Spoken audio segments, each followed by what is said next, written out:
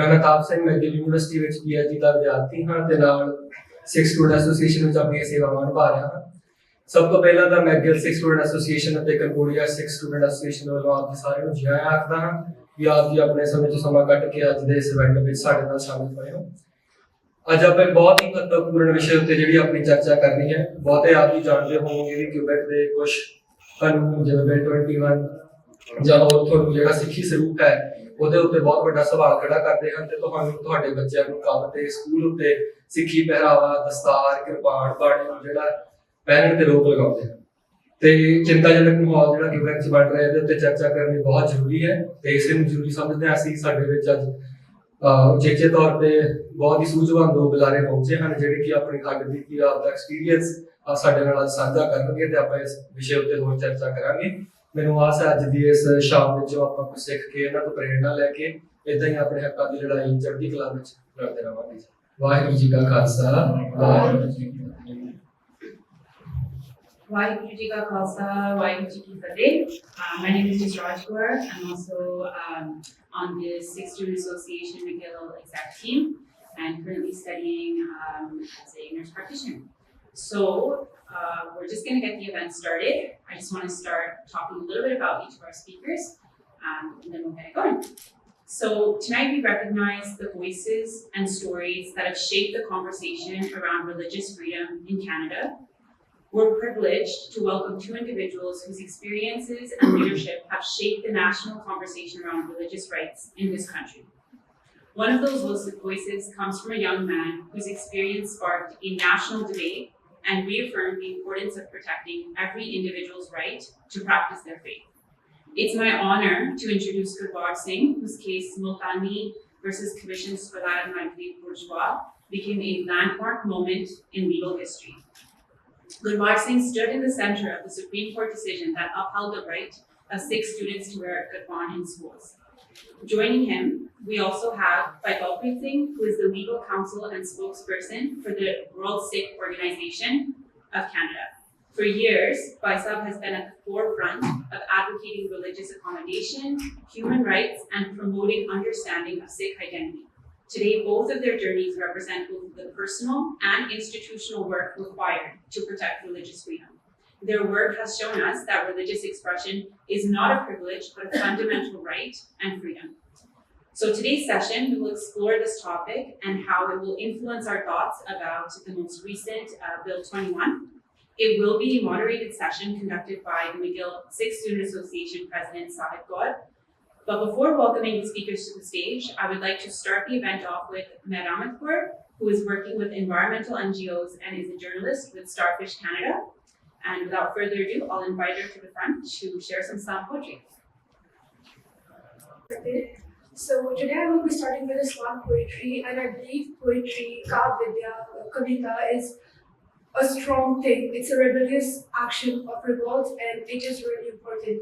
So this piece is written in French and will be said in French, English and Punjabi. So with further ado, let's start.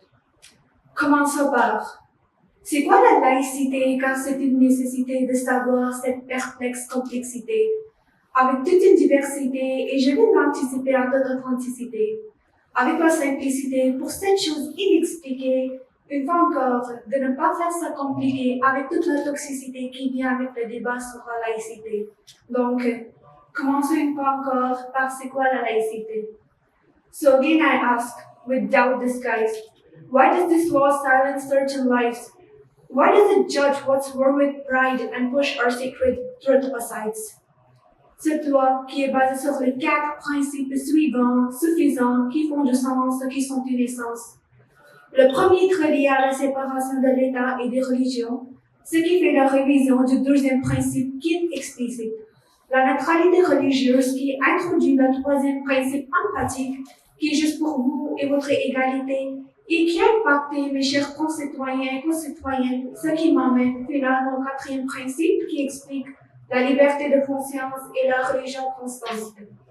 And yet, freedom of consciousness, where did it go when symbols of faith are treated as gold? This law claims balance, it claims to protect, but who does it serve and whom does it reject? Cette loi québécoise, c'est quoi? Pourquoi? Ça fait quoi? Inadéquat, voilà. que cette loi interdit, divertit les gens extravertis ou introvertis ou pour toute une ethnie.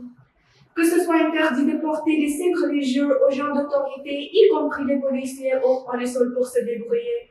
En ajoutant des enseignants et aussi en empêchant les juges, ceux qui me rendent confuse et voilà, on est préjugés. So this is the law, cold and exact. Tell me, does it really reflect the fact of liberty and justice we are meant to share, or is it built on fear dressed up as fear? Dans cette loi québécoise qui n'est pas du tout adéquate et tout à fait discriminatoire, ce qui affecte les minorités religieuses sur la base de leurs croyances religieuses, que ce soit les communautés sikhes ou juives ou bien que des femmes musulmanes inclusives, des nouveaux ou anciens immigrants, habitants, vivants, travaillant et participant à la vie au Québec. Mais qu'est-ce qu'on fait avec ceux-là, les limitant à les préjugeants?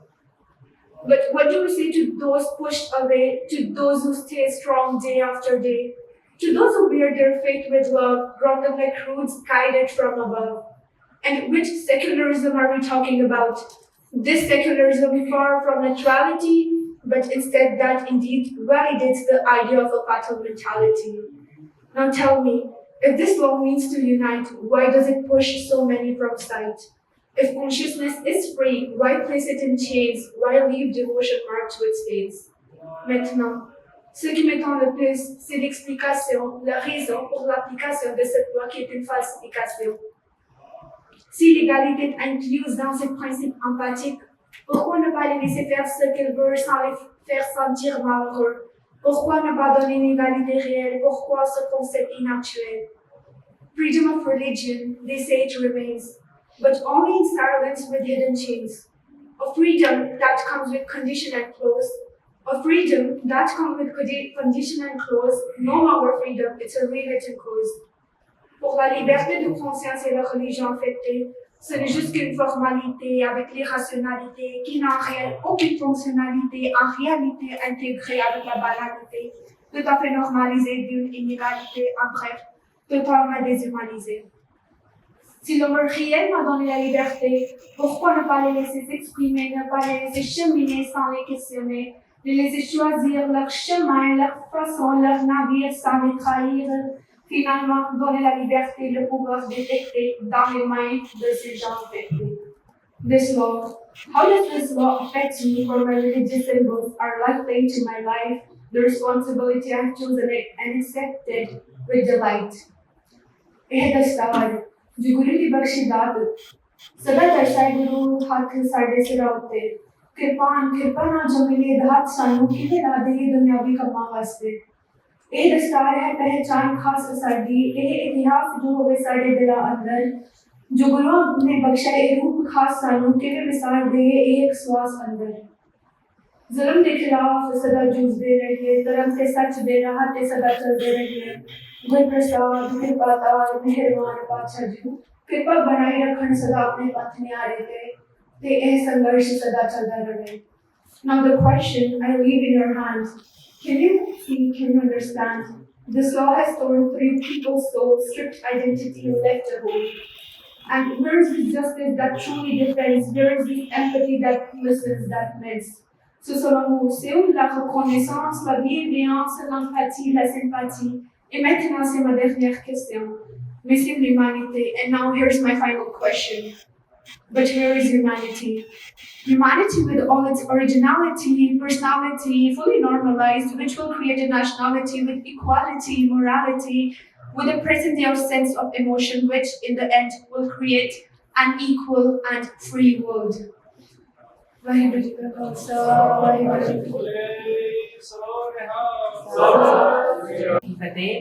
I think it goes without saying that that was a very beautiful poem and it encompassed all three languages fluently, Punjabi, English, and French. Clearly, we are a major part of the fabric of Quebec province. And I think without further ado, we should just continue, get our event started. So Sadhguru, I'm going to invite you to come to the stage by Balpreet Singh and Vikraj Singh, if you guys can join her on the stage, and we're going to be doing a moderated session, a Q&A session. So before we get started, could everybody, I'll say this quite aggressively, just please make your way forward. We really want this to be an intimate conversation. We're gonna do this in a way that it's quite natural. So we're just gonna ask our speakers some top of mind questions about what these comments, what these bills are, and what these topics are. So I'll just give you guys a moment. And then can we also open the door so anyone that's interested can come in? Okay, wonderful. So thank you so much to everybody for joining. I will be asking the questions primarily in English, but I invite both the speakers to answer in English and Punjabi. And so what we're going to do is, I think our objectives are threefold. First, it's to really understand what is going on in Quebec and how it impacts us. Second is to really understand the two, so the Multani case, which we have Reward Singh to center it, and then also Bill 21. And the third is to see how we could move forward. I think often when we look at something that's so big and we look at something that's so systemic, something so embedded, for example, in Quebec's fabric, it's a bit daunting to see how can we as a minority group kind of tackle that, what we can do. So we're gonna get some insights from them, and then we're going to really try to ask ourselves these rich questions. So let's just dive right in. Gurbat Singh, I want to start with you. So you came here in 2000, right? Your story, for example, the immigration story, is not dissimilar to many of our parents. You came here with dreams, economic opportunities, but also to protect or to exercise your religious rights, to be an individual. When you came here and you went to school and you were in the classroom, so I'll kind of let you do the story, but when you were in the classroom, what was going on in your head as a young teen? Waheguru ji ਕਾ ਖਾਲਸਾ ਵਾਹਿਗੁਰੂ ਜੀ ਕੀ ਫਤਿਹ। ਸੋ ਆਪਣਾ ਜਦੋਂ ਮੈਂ Canada ਆਇਆ ਸੀਗਾ 10-11 ਸਾਲ ਦਾ ਸੀਗਾ, I was only about 10 years old. So I would personally wouldn't have any dreams because I'm a kid, right? I'm following what my parents want me to do. My parents' goal was to stay stable in this country, and they wanted us to get educated. They wanted to stay in Quebec, even though they had an option to move to Toronto because it was very challenging to get into an English public school in Quebec at that time. There was a lot of challenges. ਕਿ ਆਪਾਂ English school ਇੱਥੇ ਜਿਹੜਾ public school ਆ ਉਹ ਨਹੀਂ attend ਕਰ ਸਕਦੇ, ਕਾਫੀ Las ਸੀਗੇ ਕਿ ਤੁਹਾਡੇ ਜਿਹੜੇ ਪੇਰੈਂਟਸ ਆ ਉਹਨਾਂ ਨੇ ਪਾਸਟ ਵਿੱਚ ਇੱਥੇ ਇੰਗਲਿਸ਼ ਸਕੂਲ ਦੇ ਵਿੱਚ ਐਜੂਕੇਸ਼ਨ ਜੇ ਲਈ ਹੈ ਤਾਂ ਹੀ ਤੁਸੀਂ ਇੰਗਲਿਸ਼ ਪਬਲਿਕ ਸਕੂਲ ਤੁਸੀਂ ਲੈ ਸਕਦੇ ਹੋ। ਸੋ ਚੋਇਸ ਸੈਕੰਡ ਇਹ ਸੀ ਕਿ ਆਪਾਂ ਫਰੈਂਚ ਇੱਥੇ ਜੇ ਰਹਿਣਾ ਹੈ ਜੇ ਕੁਬੈਕ ਦੇ ਵਿੱਚ ਰਹਿਣਾ ਹੈ ਤੇ ਫਰੈਂਚ ਬਹੁਤ ਲਾਜ਼ਮੀ ਹੈ, ਤੁਹਾਨੂੰ ਬਾਇਲਿੰਗੁਅਲ ਹੋਣਾ ਪੈਣਾ ਹੈ। ਸੋ parents and I also wanted to learn because I was young. And I was able to learn multiple languages at that time. I was new, even though from India, I had a good hold on English. So I wanted to learn French.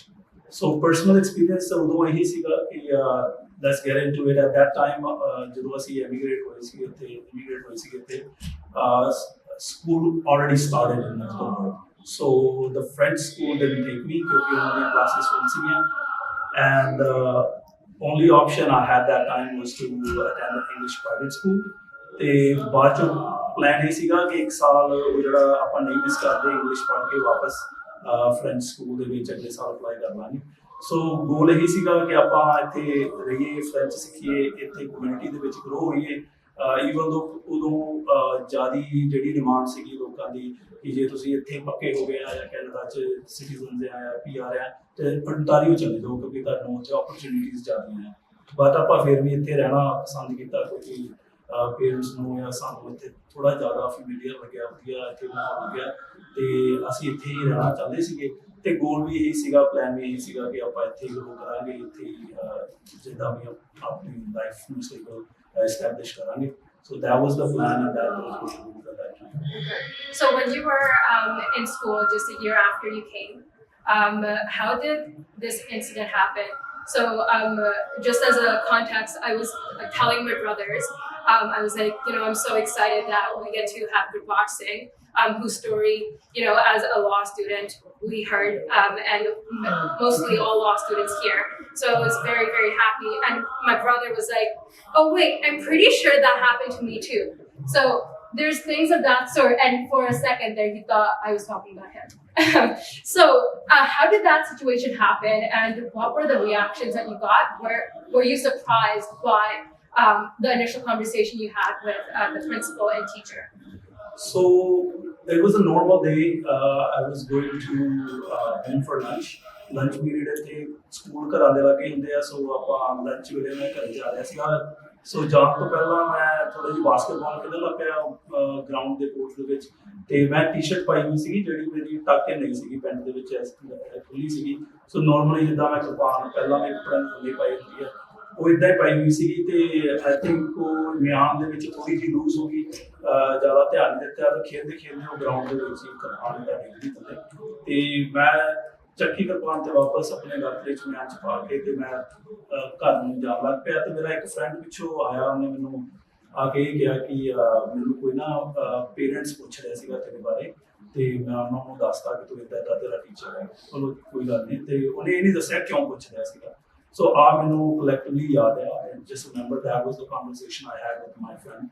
And as soon after lunch break we returned to the classrooms.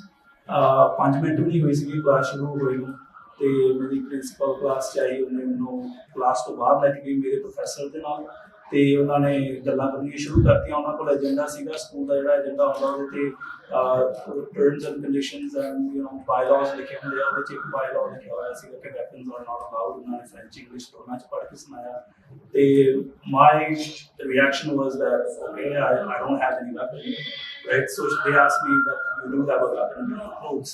So I explained that is not a weapon, that is a Quran. ਸਾਡੇ 5 ਕਤਾਰੇ, I explained it to my knowledge whatever I had at that time. I was only 11 years old.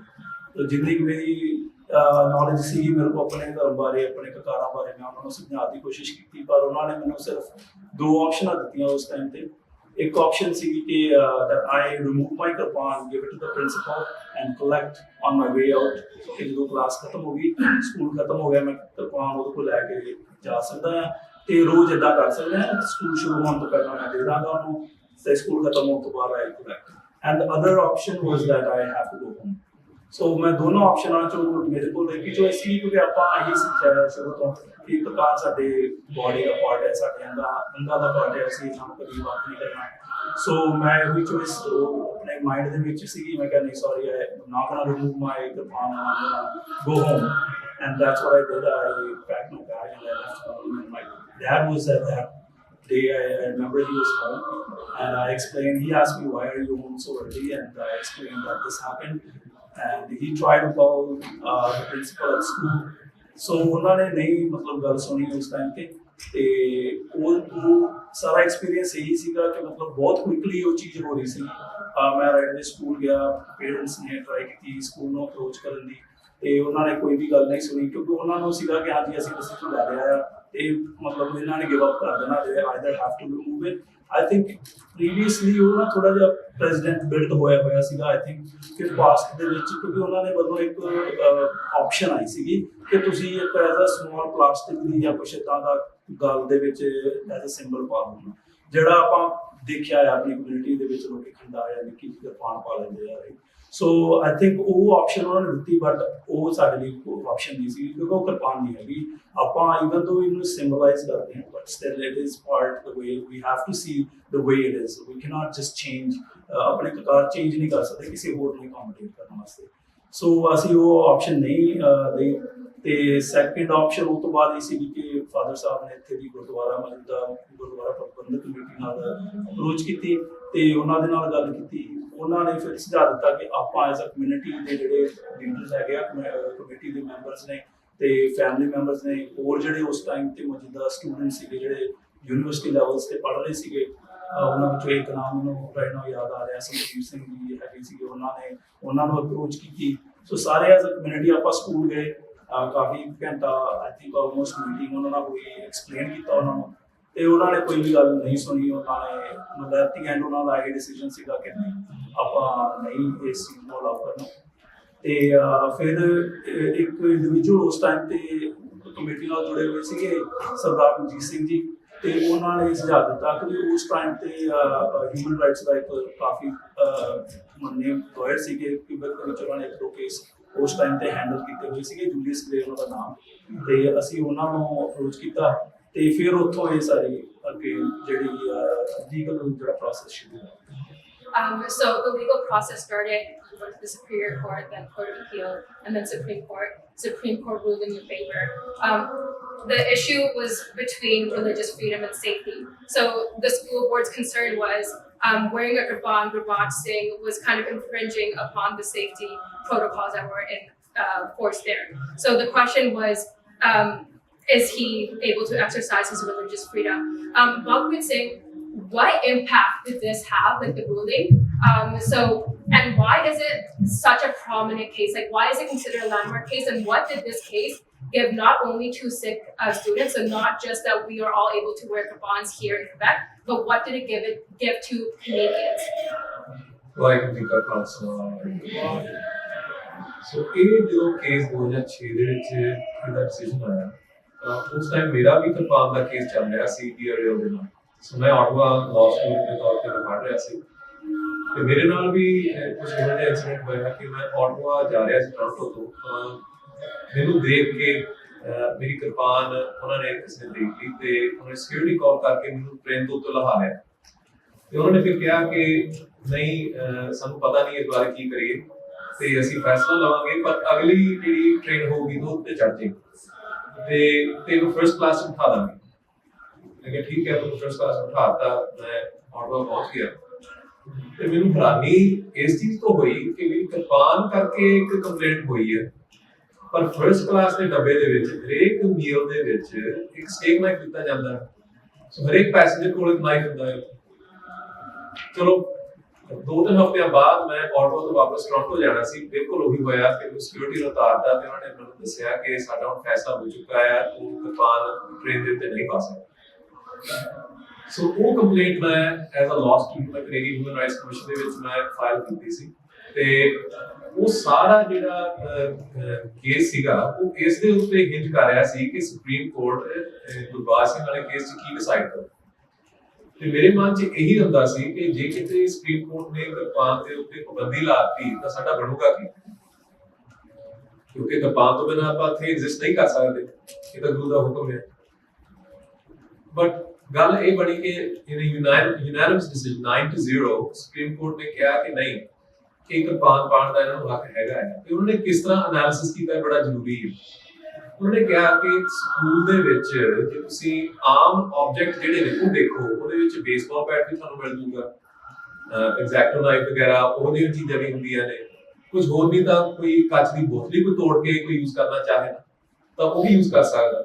ਉਹ ਸਾਰੀਆਂ ਗੱਲਾਂ ਛੱਡੋ, ਤੁਸੀਂ ਅੱਜ ਵੀ ਨਾ PAN and assault ਦੋਨੋਂ ਚੀਜ਼ਾਂ ਗੂਗਲ ਕਰਕੇ ਦੇਖ ਲਓ, ਇਹ ਬੜੇ ਰੈਗੂਲਰਲੀ ਕੋਈ ਨਾ ਕੋਈ ਕਿਸੇ ਦੂਜੇ ਨੂੰ ਪੈਨ ਦੇ ਨਾਲ ਅਸੌਲਟ ਕਰਦਾ ਹੈ, ਉਹਨੂੰ ਸਟੈਪ ਕਰਦਾ ਹੈ।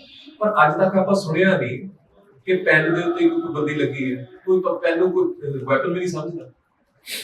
ਸੋ ਇਹ ਇੱਕ ਪਰਸੈਪਸ਼ਨ ਦਾ ਇਸ਼ੂ ਸੀ ਤੇ ਇਹੀ ਮੇਨ ਗੱਲ ਇਹ ਆ। ਹੁਣ ਇੱਕ ਬੈਕ ਦੇ ਵਿੱਚ ਵੀ ਇਸ਼ੂ ਆ, ਬਟ ਬੇਸ ਇਸ਼ੂ ਇਹੀ ਆ ਉਹਦਾ ਜਿਹੜਾ ਧੁਰਾ ਇਸ ਚੀਜ਼ ਦਾ ਕਿ ਤੁਸੀਂ ਬਾਹਰ ਲੈ ਵਿਦੇਸ਼ੀ ਹੋ ਤੁਸੀਂ ਤੇ ਤੁਹਾਡੀ ਜਿਹੜੀ ਪਹਿਚਾਣ ਆ ਉਹਨੂੰ ਚੰਗੀ ਨਹੀਂ ਲੱਗਦੀ। ਇਹ ਗੱਲ ਸੱਚ ਹੈ, ਤੁਹਾਨੂੰ ਮੇਰੀਆਂ ਗੱਲਾਂ ਸ਼ਾਇਦ ਕੌੜੀਆਂ ਲੱਗਣ, ਪਰ ਮੈਂ ਆਪਣੇ ਤਜਰਬੇ ਤੋਂ ਮੈਂ ਤੁਹਾਡੇ ਨਾਲ ਗੱਲ ਕਰਦਾ ਕਿ ਜੇ ਤੁਸੀਂ ਹੋਰ ਤਰ੍ਹਾਂ ਦੀ ਤੁਹਾਡੀ ਲੁੱਕ ਹੈਗੀ ਹੈ, ਦਸਤਾਰ ਹੈਗੀ ਆ, ਤੁਹਾਡੇ ਦਾੜਾ ਹੈਗਾ ਹੈ, ਤਾਂ ਤੁਸੀਂ ਡੇਂਜਰਸ ਹੋ। ਸੋ ਜੇ ਤੁਹਾਡੇ ਕੋਲ ਕੋਈ ਵੀ ਚੀਜ਼ ਹੈਗੀ ਆ ਉਸ ਦੇ ਉੱਤੇ ਉਹਨਾਂ ਨੂੰ ਆਬਜੈਕਸ਼ਨ ਉਠਾਉਣਾ। ਜੇ ਇੱਕ ਹਾਕੀ ਪਲੇਅਰ ਇੱਕ ਆ ਜਾਂਦਾ ਸਕੂਲ ਦੇ ਵਿੱਚ, ਉਹਦੇ ਕੋਲ ਇੱਕ ਨਹੀਂ 2 ਬਲੇਡ ਨੇ, 2 ਸਕੇਟ ਹੁੰਦੇ ਉਹਨਾਂ ਕੋਲ, ਉਹ ਵੀ ਬੜੇ ਤਿੱਖੇ, ਹਾਕੀ ਸਟਿਕ ਵੀ ਹੁੰਦੀ ਹੈ।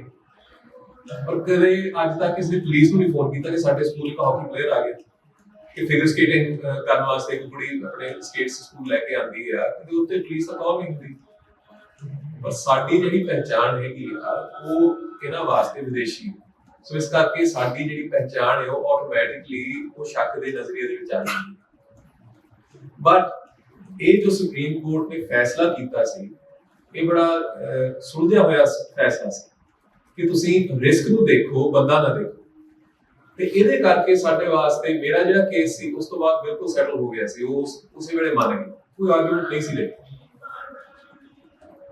ਤੇ ਹੋਰ ਵੀ ਜਿਹੜੀਆਂ ਜਗ੍ਹਾ ਨੇ, ਭਾਵੇਂ ਓਲੰਪਿਕਸ ਹੋਈਆਂ, ਕੋਰਟ ਰੂਮਸ ਹੋਏ, ਈਵਨ 에ਅਰਪਲੇਨਸ ਆਪਾਂ ਕਿਰਪਾਨ ਇਸ ਕਰਕੇ ਪਹਿਨ ਸਕਦੇ ਆ ਕਿ ਗੁਰਬਾਜ ਸਿੰਘ ਨੇ ਆਪਣਾ ਹੱਕ ਉੱਥੇ ਲੈਣ ਵਾਸਤੇ ਖੜਾ ਹੋਇਆ।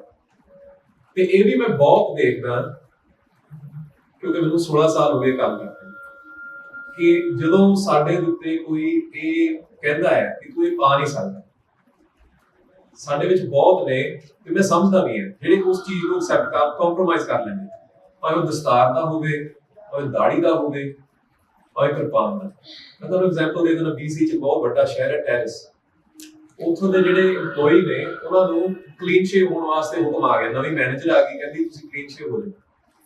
ਉੱਥੇ ਮੈਨੂੰ ਫੋਨ ਆਇਆ ਕਿ ਕੁਝ ਕਰੋ, ਪਹਿਲਾਂ ਇੱਥੇ ਸਾਨੂੰ 16 ਸਾਲ ਹੋ ਗਏ ਕਿ EMPLOYE ਕਹਿੰਦਾ ਕੰਮ ਕਰਦੇ ਆ, ਕਦੇ ਕਿਸੇ ਨੇ ਕਿਹਾ ਨਹੀਂ। ਤੇ ਉਹਨਾਂ ਨੇ ਮੈਨੂੰ ਲਿਸਟ ਦਿੱਤੀ 5-6 ਕਿ ਇਹ EMPLOYE ਨੇ ਜਿਹੜੇ ਦਾੜੀ ਰੱਖ ਰਹੇ ਨੇ। ਉਹ ਮੈਂ ਚਿੱਠੀ ਵਾਲੇ ਤਿਆਰੀ ਕਰ ਰਿਹਾ ਸੀ, ਮੈਨੂੰ ਮੈਸੇਜ ਆ ਗਿਆ ਕਿ ਇੱਕ ਨਾ ਕੱਟ ਦੇ। ਕਾਹਦੇ ਕੱਟਦਾ? ਉਹਨੇ ਆਪਣੀ ਦਾੜੀ ਸ਼ੇਵ ਕਰ ਲਈ। ਕਹਿੰਦਾ ਮੈਂ ਚੱਕਰ ਨਹੀਂ ਪਾਣਾ ਕਿ ਮੇਰੀ ਨੌਕਰੀ ਜਾਂਦੀ ਲੱਗੂ ਕਿ ਮੈਂ ਰਿਸਕ ਨਹੀਂ ਲੈਂਦਾ। ਮੈਂ ਸਮਝਦਾ, ਮੈਂ ਉਹਨੂੰ ਮੈਂ ਮਾੜਾ ਨਹੀਂ ਕਹਿੰਦਾ, ਪਰ ਜਦੋਂ ਕਿਸੇ ਨੇ ਆਪਣੇ ਅਸੂਲਾਂ ਦੇ ਉੱਤੇ ਹੀ ਕੰਪਰੋਮਾਈਜ਼ ਕਰ ਲਿਆ ਨਾ ਤਾਂ ਉਹ ਸਾਡੇ ਸਾਰਿਆਂ ਵਾਸਤੇ ਇੱਕ ਲਾਸ ਹੁੰਦਾ। ਗੁਰਬਾਜ ਸਿੰਘ ਕਹਿ ਸਕਦਾ ਸੀ ਕਿ ਮੈਂ ਕਿਰਪਾਨ ਲਾ ਦਿੰਦਾ ਆ, ਮੈਂ ਘਰ ਜਾਊਂਗਾ, ਕਿਸੇ ਨੇ ਕੁਝ ਕਹਿਣਾ ਨਹੀਂ ਸੀ, ਬੱਚਾ ਚਲੋ, ਪਰ ਆਪਣੇ ਹੱਕ ਵਾਸਤੇ ਖੜਾ ਹੋਇਆ ਤੇ ਅੱਜ ਸਾਰਿਆਂ ਨੂੰ ਸਾਨੂੰ ਹੱਕ ਮਿਲਿਆ ਹੈ। ਸੋ ਇਹ ਸਾਡੇ ਵਾਸਤੇ ਬਹੁਤ ਜ਼ਰੂਰੀ। ਸੋ ਮੁਲਤਾਨੀ ਕੇਸ ਜਿਹੜਾ ਆ ਇਹ ਫੰਡਾਮੈਂਟਲੀ ਇਹ ਆ ਕਿ ਤੁਸੀਂ ਰਿਸਕ ਆਪਣਾ ਉੱਥੇ ਸਮਝਣ ਦੀ ਕੋਸ਼ਿਸ਼ ਕਰੋ ਕਿ ਉਹਦੇ ਬਾਰੇ ਤੁਸੀਂ ਜਿਹੜੇ ਆਪਣੇ ਪ੍ਰੀਕਨਸੀਵ ਨੋਸ਼ਨਸ ਨੇ, ਬਾਇਸਿਸ ਜਿਹੜੇ ਨੇ ਉਹ ਵਿੱਚ ਨਾ ਲਿਆਓ ਐਨਾਲਿਸਿਸ ਦੇ ਵਿੱਚ। Gurbaj Singh, I want to touch on the point that Balwant Singh raised. You had a choice to make, right? You could take off your kirpan. We often hear this in Quebec. Oh, it's so easy, just take it off. For example, when it comes to the conversation about a hijab or a niqab, take it off, do your thing, give your services, and then you can put it back on, right? It's the whole notion that, you know, participate in society the way that is the way you're supposed to in terms of how it's been set up. When you were confronted with that choice, what went on in your head? What gave you the courage to make that choice in favor of your identity and upholding your values, your commitment to Sikhi? You were 11, 12, so quite young. Where did that come from, and how has that kind of stuck with you? ਸੋ ਆਪਾਂ ਮਤਲਬ ਸ਼ੁਰੂ ਤੋਂ ਹੀ ਮੈਂ 6 ਸਾਲ ਦਾ ਸੀਗਾ ਜਦੋਂ I think ਆਪਾਂ ਗੁਰੂ ਮਹਾਰਾਜ ਦੀ ਮਿਹਰ ਸਮਝਦੀ ਆ ਨਾ, 6 ਸਾਲ ਦਾ ਸੀਗਾ ਜਦੋਂ ਅੰਮ੍ਰਿਤ ਮੈਂ ਛਕਿਆ ਸੀਗਾ ਅਕਾਲ ਤਖਤ ਸਾਹਿਬ ਤੋਂ। ਫਾਦਰ ਸਾਹਿਬ ਇੱਥੇ ਸੀਗੇ ਕੈਨੇਡਾ ਤੇ ਮੈਂ ਤੇ ਮੇਰੀ ਫੈਮਿਲੀ ਮਦਰ ਤੇ ਬ੍ਰਦਰ ਆਪਾਂ ਇੰਡੀਆ ਸੀਗੇ ਤੇ ਸਾਰਿਆਂ ਨੇ ਡਿਸਾਈਡ ਕੀਤਾ ਸੀਗਾ ਕਿ ਅਸੀਂ ਇਕੱਠਿਆਂ ਨੇ ਅੰਮ੍ਰਿਤ ਛਕਣਾ ਹੈ। ਸੋ ਅਕਾਲ ਤਖਤ ਤੇ ਆਪਾਂ ਡਿਸਾਈਡ ਕੀਤਾ ਕਿ ਅਕਾਲ ਤਖਤ ਸਾਹਿਬ ਤੋਂ 1984 ਦੇ ਬਾਅਦ ਜਦੋਂ ਸਿੱਖ ਕੌਮ ਨੇ ਨਵਾਂ ਅਕਾਲ ਤਖਤ ਸਿਰਜਿਆ, ਮਤਲਬ ਬਿਲਡਿੰਗ ਬਣਾਈ ਸੀਗੀ ਤੇ ਉਹ 96 ਜਾਂ ਆਈ ਥਿੰਕ 95 ਦੀ ਗੱਲ ਹੈ, ਉਦੋਂ ਪਹਿਲੀ ਵਾਰੀ ਅੰਮ੍ਰਿਤ ਪਾਣ ਤੇ ਕਰਾਇਆ ਗਿਆ ਸੀਗਾ ਤੇ ਉਦੋਂ ਅਸੀਂ ਉੱਥੇ ਅੰਮ੍ਰਿਤ ਛਕਣ ਗਏ ਸੀਗੇ। ਤੇ ਉੱਥੇ ਜਦੋਂ ਅੰਮ੍ਰਿਤ ਛਕਾਉਣ ਲੱਗੇ ਸੀਗੇ ਤੇ ਮੈਨੂੰ ਪੰਜ ਪਿਆਰਿਆਂ ਨੇ ਕਿਹਾ ਕਿ ਤੂੰ ਮਤਲਬ ਬਹੁਤ ਛੋਟਾ ਆ, 5-6 ਸਾਲ ਦੀ ਤੇਰੀ ਉਮਰ ਆ ਤੇ ਮਤਲਬ ਤੂੰ ਤਿਆਰ ਆ। ਤੇ ਫੈਮਿਲੀ ਨੇ ਵੀ ਕਿਹਾ ਕਿ ਹਾਂ ਤੂੰ ਸੋਚ ਲਾ ਕਿ ਤੂੰ ਅੰਮ੍ਰਿਤ ਛਕਣਾ ਹੈ, ਮਤਲਬ ਨਿਭਾ ਲੇਗਾ ਜਾਂ ਤਾਂ। ਸੋ ਆਈ ਥਿੰਕ ਉਦੋਂ ਮਹਾਰਾਜ ਦੀ ਮਿਹਰ ਹੀ ਸੀਗੀ ਕਿ ਉਦੋਂ ਮੈਂ ਮਤਲਬ ਉੱਥੇ ਉਹਨਾਂ ਦੇ ਨਾਲ ਰੋਣ ਵੀ ਲੱਗ ਪਿਆ ਕਿ ਮੈਨੂੰ ਅੰਮ੍ਰਿਤ ਛਕਾਓ ਨਾ।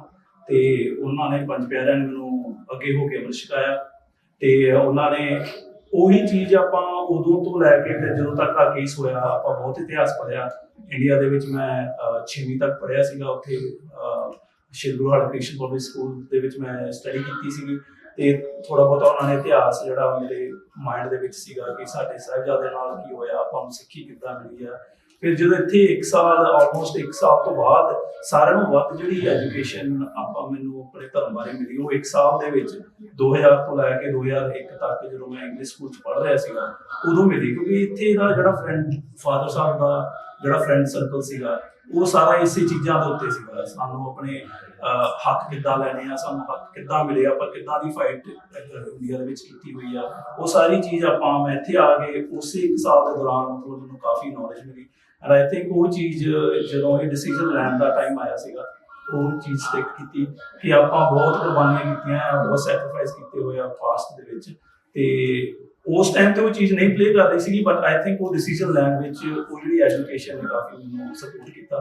ਤੇ ਹਾਂ ਉਹ ਜਿੱਦਾਂ ਮੈਂ ਪਹਿਲਾਂ ਕਿਹਾ ਕਿ ਉਹ ਚੀਜ਼ ਬਹੁਤ ਫਾਸਟ ਹੋ ਰਹੀ ਸੀਗੀ, ਉਹ ਸਮਝਣਾ ਥੋੜਾ ਜਿਹਾ ਇੱਕ ਬੱਚੇ ਦੀ 10-11 ਸਾਲ ਦੇ ਬੱਚੇ ਲਈ ਕਾਫੀ ਹਾਰਡ ਹੁੰਦਾ ਹੈ, ਕਿਉਂਕਿ ਇੱਕਦਮ ਉਹ ਮੀਡੀਆ ਦੇ ਵਿੱਚ ਕੇਸ ਬਹੁਤ ਹੈਵੀ ਹੋਇਆ, ਮੀਡੀਆ ਦੇ ਸਾਹਮਣੇ ਜਾਣਾ, ਉਹਨਾਂ ਦੇ ਕੁਐਸਚਨ ਨੂੰ ਆਨਸਰ ਕਰਨਾ, ਬਹੁਤ ਟੈਕਨੀਕਲ ਕੁਐਸਚਨ ਵੀ ਸੀਗੇ, ਜਿੱਥੇ ਉਹ ਵੈਪਨਸ ਬਾਰੇ ਗੱਲ ਕਰ ਰਹੇ ਆ, ਤੁਹਾਨੂੰ ਥੋੜਾ ਜਿਹਾ ਸਟੈਂਡ ਕਿੱਦਾਂ ਦਾ ਤੁਸੀਂ ਲੈਣਾ ਹੈ ਉਹਦੇ ਬਾਰੇ ਤੁਹਾਨੂੰ ਪਤਾ ਹੋਣਾ ਚਾਹੀਦਾ ਸੀਗਾ। ਸੋ ਆਈ ਥਿੰਕ ਉਹ ਜਿਹੜੀ ਫੈਮਿਲੀ ਦੀ ਸਪੋਰਟ ਇੱਥੇ ਗੁਰਦੁਆਰਾ ਪ੍ਰਬੰਧਕ ਕਮੇਟੀ ਨੇ ਕਾਫੀ ਉਹ ਚੀਜ਼ ਦੇ ਵਿੱਚ ਹਰ ਇੱਕ ਕਮੇਟੀ ਮੈਂਬਰ ਨੇ ਮਤਲਬ ਸਾਨੂੰ ਬਹੁਤ ਸਪੋਰਟ ਕੀਤਾ। ਉਸ ਟਾਈਮ ਤੇ ਮੈਨੂੰ ਸਕੂਲ ਛੱਡਣ ਵੀ ਜਾਂਦੇ ਰਹੇ, ਕਿਉਂਕਿ ਇਹ ਸਕੂਲ ਬਹੁਤ ਜ਼ਰੂਰੀ ਸੀਗਾ, ਲਾਈਫ ਕਰੈਕਟ ਵੀ ਆਉਂਦੀਆਂ ਸੀਗੀਆਂ ਇੱਥੇ ਦੀ ਪਾਪੂਲੇਸ਼ਨ ਤੋਂ। ਤੋ ਉਹ ਚੀਜ਼ ਆਈ ਥਿੰਕ ਇੱਥੇ ਦੀ ਜਿਹੜੀ ਸਪੋਰਟ ਫੈਮਿਲੀ ਸਿਸਟਮ, ਫੈਮਿਲੀ ਦੀ ਸਪੋਰਟ ਤੇ ਕਮਿਊਨਿਟੀ ਦੀ ਸਪੋਰਟ ਬਹੁਤ ਰਹੀ ਉਸ ਟਾਈਮ ਤੇ ਉਹ ਚੀਜ਼ ਨੇ ਹੈਲਪ ਕੀਤਾ ਇਸ ਚੀਜ਼ ਨੂੰ ਫਾਈਟ ਕਰਨ ਨੂੰ।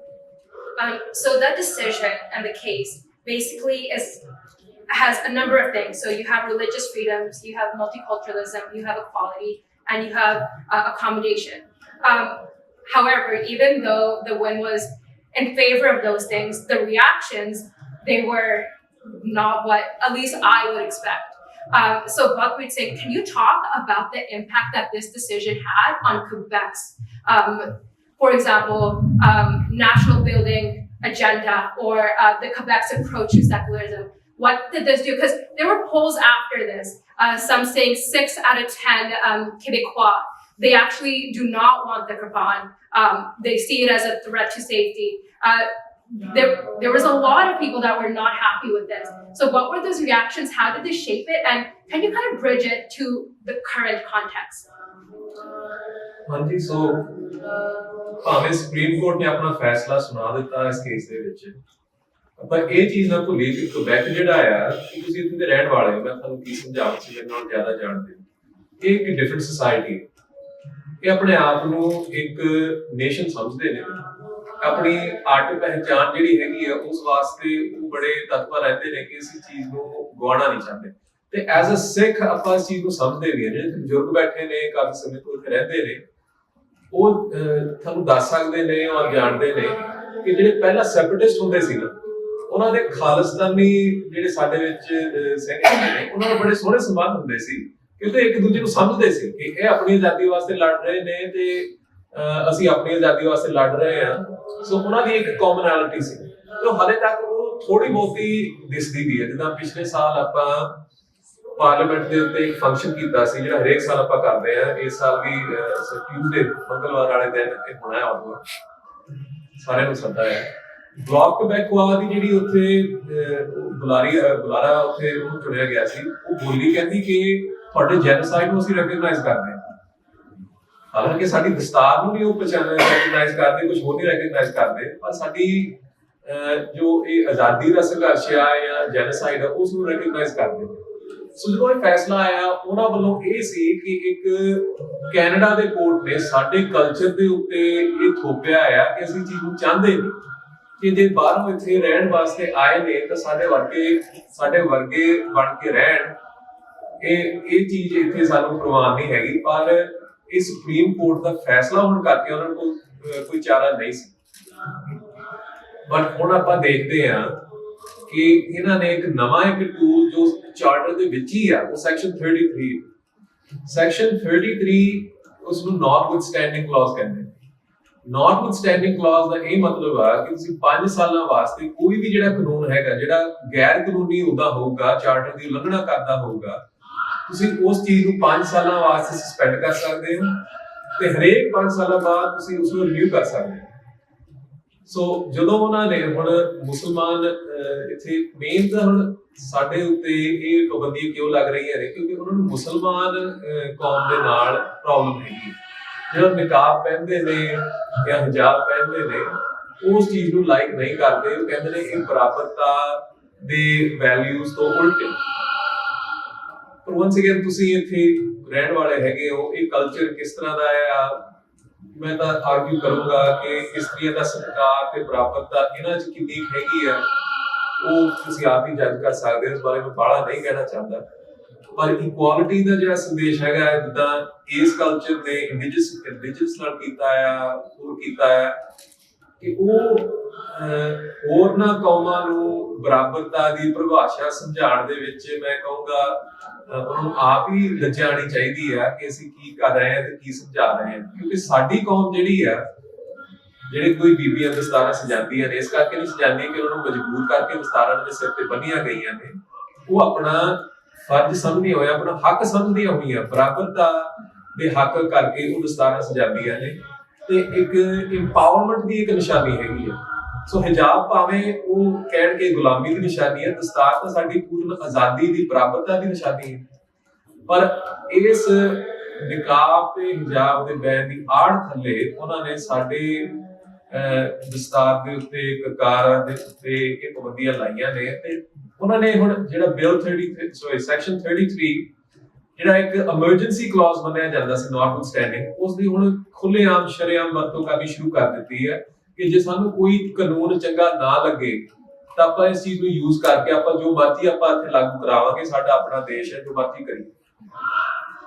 ਸੋ ਮੁੱਖ ਦੀ ਤਾਂ ਗੱਲ ਇਹ ਆ ਕਿ ਜਦੋਂ ਇਸ ਚੀਜ਼ ਦੀ ਹੁਣ ਖੁੱਲ੍ਹ ਮਿਲ ਗਈ ਆ, ਜਿਹਦਾ ਬਿੱਲ 21 ਉਹਨਾਂ ਨੇ ਸੈਕਸ਼ਨ 33 ਦੇ ਨਾਲ ਨਾਟ ਸਟੈਂਡਿੰਗ ਕਲੌਜ਼ ਦੇ ਨਾਲ ਇੱਥੇ ਲੀਗਲ ਕਰਾ ਦਿੱਤਾ ਹੈ, ਉਹ ਕੱਲ ਨੂੰ ਭਾਵੇਂ ਜੋ ਮਰਜ਼ੀ ਕਹਿਣ, ਕੱਲ ਨੂੰ ਭਾਵੇਂ ਸੁਪਰੀਮ ਕੋਰਟ ਜੋ ਮਰਜ਼ੀ ਕਹਿਣ ਕਿ ਕਿਰਪਾਨ ਦੇ ਉੱਤੇ ਅਸੀਂ ਪਾਬੰਦੀ ਲਾਵਾਂਗੇ, ਸੈਕਸ਼ਨ 33 ਦੇ ਨਾਲ ਇਸ ਨੂੰ ਆਪਾਂ ਲਾਗੂ ਕਰਾਵਾਂਗੇ।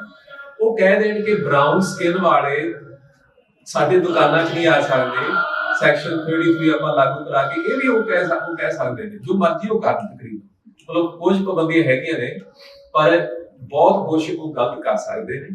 ਸੋ ਜਦੋਂ ਸੁਪਰੀਮ ਕੋਰਟ ਦੀ ਕੋਈ ਪਰਵਾਹ ਨਹੀਂ ਰਹੀ ਤਾਂ ਇਸ ਵੱਡੀ ਸਮੱਸਿਆ ਸਾਡੇ ਸਾਹਮਣੇ ਇਹ ਆ ਕਿ ਮੈਜੋਰਿਟੀ ਹੋਣ ਦੇ ਨਾਂ ਤੇ ਉਹ ਮਿਨੋਰਿਟੀ ਦੇ ਨਾਲ ਜੋ ਮਰਜ਼ੀ ਧੱਕਾ ਕਰ ਸਕਦਾ। Thank you for bringing that up, of the notwithstanding clause.